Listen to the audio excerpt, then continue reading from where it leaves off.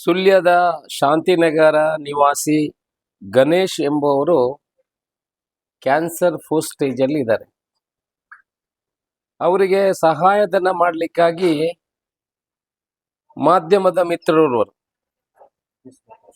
News knockout ಅನ್ನೋರು ಒಂದು ಮಾಧ್ಯಮದಲ್ಲಿ ಅವರ ಈ ಕ್ಯಾನ್ಸರ್ನ ವಿಷಯವಾಗಿ ಸಹಾಯಧನಕ್ಕಾಗಿ ಒಂದು ಎಪಿಸೋಡನ್ನು ಮಾಡಿಬಿಟ್ಟಿದ್ರು. ಬೇರೆ ಬೇರೆ ಕಡೆಯಿಂದ ಅವರಿಗೆ ಸ್ವಲ್ಪ ಸ್ವಲ್ಪ ಸಹಾಯಧನಗಳು ಬಂದಿತ್ತು.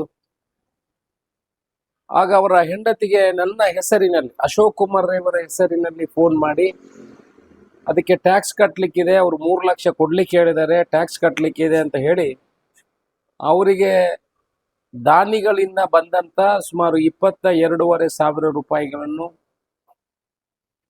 ಅವರು ಕಬಳಿಸುವಂತ ಕೆಲಸವನ್ನು ಯಾರೋ ಒಬ್ರು ಮಾಡಿದ್ದಾರೆ. ಇದರ ಬಗ್ಗೆ ಈಗಲೇ ಸುಳ್ಯದಲ್ಲಿ ಕೇಸ್ ರಿಜಿಸ್ಟರ್ ಆಗಿದೆ ಅಂತ ನನ್ನ ಗಮನಕ್ಕೆ ಬಂದಿದೆ. ಇದನ್ನು ಕೂಡ ನಾಕ್ಔಟ್ ಏನು ಟಿವಿಯ ಚಾನೆಲ್ನವರು ಇದ್ದಾರೆ, ಅವರು ಅದನ್ನು ಕೂಡ ಪ್ರಸಾರ ಮಾಡಿದ್ದಾರೆ. ಇದು ನನ್ನ ಗಮನಕ್ಕೆ ಬಂದಿದೆ.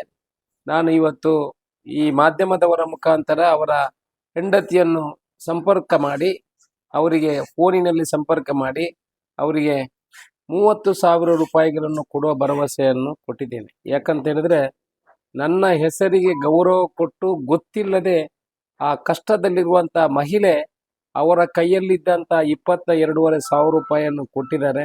ಇಂದ ನನಗೆ ನೋವಾಗಿದೆ. ಯಾರೂ ಕೂಡ ಸಾರ್ವಜನಿಕರು ಈ ರೀತಿ ಕರೆಗಳು ಬಂದರೆ ಅದಕ್ಕೆ ಹೋಗ್ಬಿಟ್ಟಬಾರದು.